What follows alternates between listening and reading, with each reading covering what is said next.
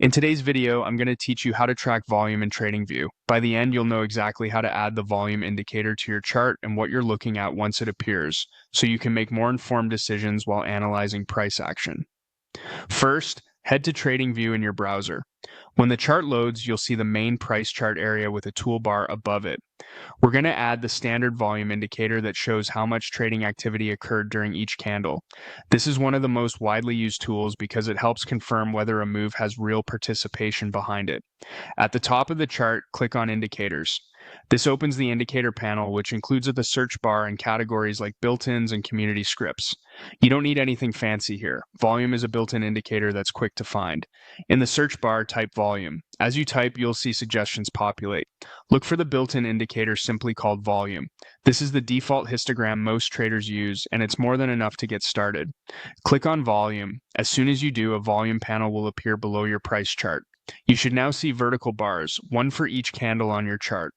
The height of each bar shows how many shares, contracts, or units traded during that period, depending on the market you're viewing. Typically, the color of the bar matches the candle direction, green for up candles and red for down candles.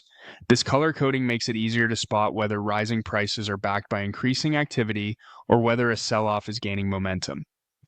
Now, let's make sense of what you're seeing. As you move your cursor across the chart, notice how the corresponding volume bar highlights. High volume on a breakout or breakdown can signal conviction, while very low volume during a move may suggest it's less reliable.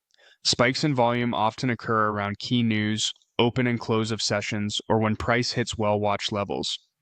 Consistently rising volume during an uptrend can support the trend, while fading volume might hint at exhaustion.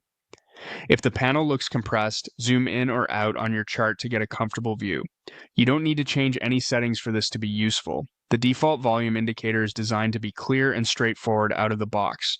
That's it. You've added volume and can now track it alongside price. Keep watching for those spikes and dips. With practice, volume becomes a powerful context tool for every chart you analyze.